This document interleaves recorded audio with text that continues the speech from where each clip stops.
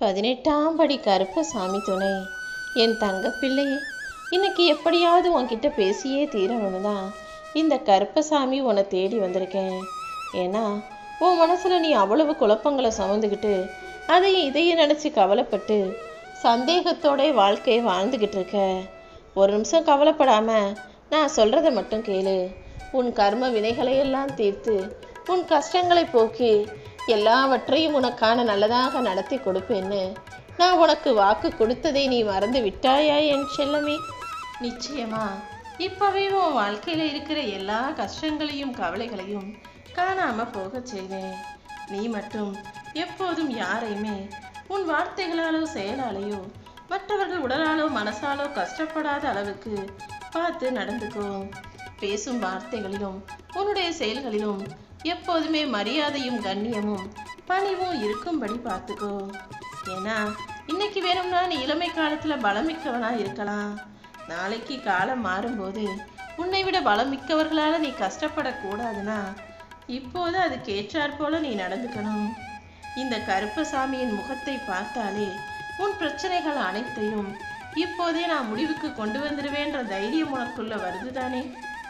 பொருளோ பணமோ மனிதர்களோ யாராக இருந்தாலும் அது உன் கையில் இருக்கிற வரைக்கும் உனக்கு அதோட அருமை பெருமை தெரியவே மாட்டேங்குது. ஆனால் உன்னை விட்டு போன பிறகு அதை நினச்சி நீ வேதனைப்படுற.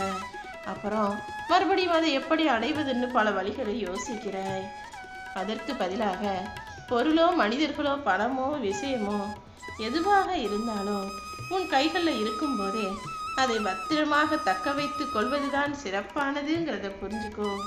நீ இழந்த விஷயங்கள் எல்லாத்தையும் இப்போ மறுபடியும் உன் கைகளில் கொண்டு வந்து சேர்க்கிற பொறுப்பை இந்த கருப்பசாமி நான் ஏற்றுக்கிறேன். நீ இழந்தது எதுவுமே உனக்கு நல்லது கிடையாதுங்கிறத காலம் நிச்சயமாக உனக்கு புரிய வைக்கும். ஏன்னா நல்லது எதையுமே உன்னிடமிருந்து நான் விளக்க மாட்டேன்.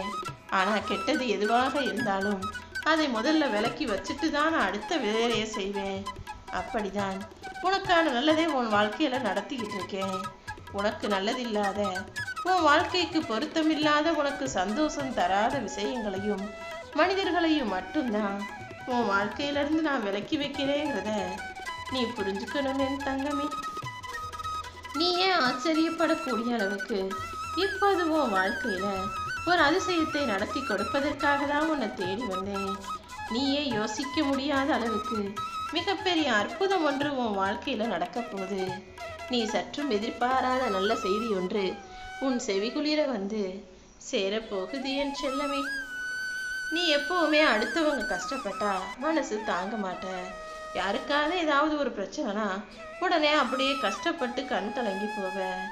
அப்படிப்பட்ட உன் நல்ல மனசுக்கும் அடுத்தவங்க கஷ்டப்படும் போது ஆறுதல் சொல்லக்கூடிய உன் நல்ல குணத்துக்கும் துன்பத்தில் தோள் கொடுக்கும் கண்ணியமான பிள்ளையாகவும் நீ இருப்பதால தான் உனக்கு துணையாக நான் இருந்து எல்லாத்தையும் நல்லபடியா நடத்தி கொடுக்கணும்னு முடிவெடுத்திருக்கேன். நீ சந்தோஷப்பட்டு ஆனந்த கண்ணீர் வடிப்பதை பார்க்கறதுக்காக என் மனசு ஏங்கிக்கிட்டு இருக்குது. நீ எல்லா நாளும் எல்லா விஷயங்களையும் நல்லபடியா செஞ்சு வாழ்க்கையில ஜெயிச்சு தலைத்து வேரூன்றி நின்று எரிந்து மேலோங்கி நிற்க போற. உன் பிரச்சனைகள் எல்லாம் மண்ணுக்குள்ள புதஞ்ச விதையாக மறைஞ்சு வளரும்போது நல்ல செடியாக, அதாவது உன் மனசுக்கு சந்தோஷம் தரும் விதத்துல உன் பிரச்சனைகள் எல்லாம் உனக்கு சாதகமாக மாறும்படி நானே அற்புதம் செய்ய போறேன். உனக்கு நிழலாக நான் இருந்து உன் வாழ்க்கைக்கு அடைக்கலமாக நானே இருக்க போறேன்.